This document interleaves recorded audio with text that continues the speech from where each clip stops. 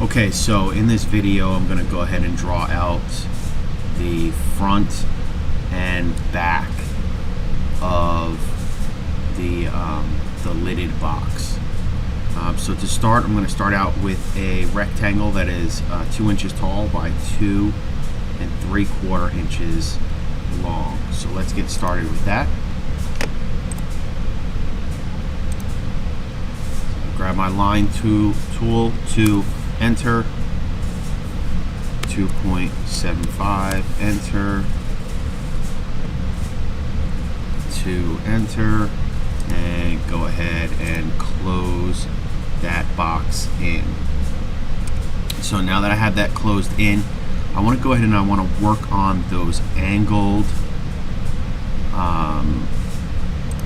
parts right here, these angled sides that go ahead and make up the little feet that we have here. So we know it's a 1/4 of an inch over from our side, and this bottom of this is a 1/2 inch. So I'm going to offset that bottom line by a 1/2 inch. So I go to my offset tool, enter, enter again, I grab that bottom, I bring that up, I type in 0.5, enter, and I can go ahead and escape out of my offset tool.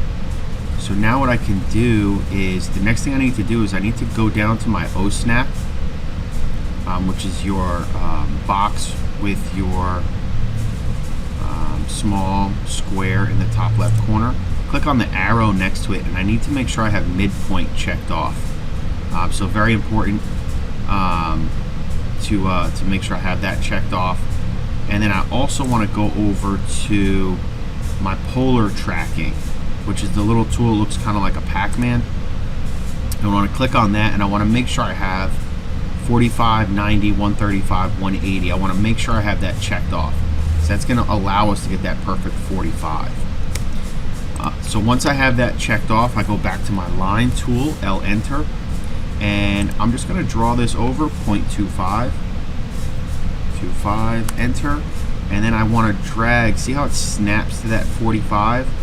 And I want to drag that up till it intersects with that line that I offset. And I just go ahead and I left click. So then I want to escape out of my line tool. So from here I can do the same thing to the other side,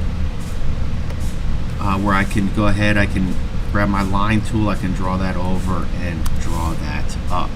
So again, snap on my endpoint, 0.25, enter, drag, make sure it snaps. Now we're going in the opposite direction, so it's not 45, it's 135. Drag that up till it intersects, click, and then escape. So then I can go ahead, I can delete that bottom line, TR for trim, and I can trim off these two ends, escape. So now I have the bottom set up. So next is going to be drawing out our little fingers on the side here. So I go up, I grab my rectangle tool. Alright, and the shortcut for rectangle is REC, enter.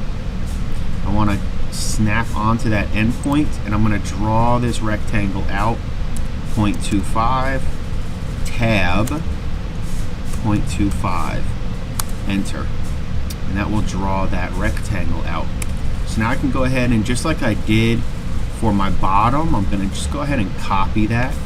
So CO, enter, grab my rectangle, right click my mouse or press enter, drag that straight down, I type 0.5, enter, and 1, enter, and then escape to get out of my copy tool. So now that I have my fingers, the next thing I need to do is place them where I want them to go. And if you look, I'm starting with drawing out my my back here, or no, my front, sorry, my front here. And you can see that the fingers are set down 1/4 of an inch, or 0.25 of an inch. So I go to my move tool, so enter, select my fingers, right? Enter or right click my mouse, grab on that endpoint. I want to drag that down, 0.25, enter, and now I have my fingers exactly where I need them to be. So then I can go to my trim tool, TR, and I can trim those lines there. So now that I have that set, the next tool, we're going to learn a new tool called the mirror tool. We're going to actually mirror these fingers to the opposite side. I could draw them out just like I did and move them down, trim, but there's an easier way. So escape to get out of my trim tool. I want to mirror these. So the mirror button is right up here, or you can use the shortcut command for mirror, which is MI. I want to select just the fingers. I can right click or press enter. I want to grab this midpoint at the top, left click, and you can see as I start to drag down, it's going to mirror that. All right, and it mirrors it on an axis, so it mirrors it right to the other side. So I can scroll down or up, then left click. It's going to ask me if I want to erase the source object. I do want to click no. So now that I have that mirrored, I just need to trim this other side as well. So TR, enter, and I can go ahead and trim those lines as well. So the last thing I need to do is just create my my bottom fingers on this. All right, so you can see these right here, those bottom fingers. All right, the spacing is the same as the side. So to draw those out, all right, I just grab my rectangle tool, make sure I'm snapped on my endpoint. Drag this, 0.25, tab, 0.25, enter.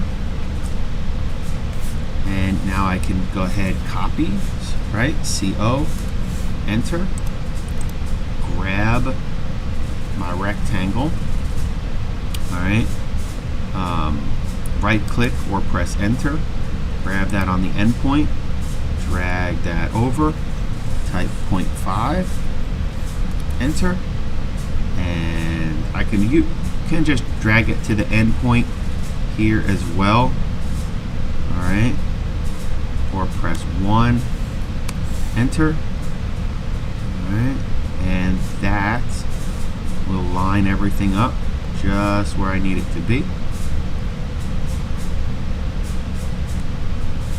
Go ahead, press escape to get out of my copy tool, and I just need to come through and trim these up. So TR, enter,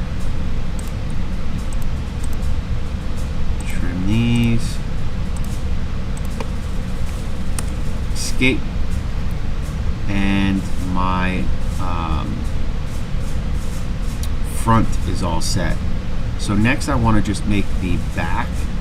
So if you look at the back is exactly the same. It's just 1.75, so it's just this 1/4 inch less.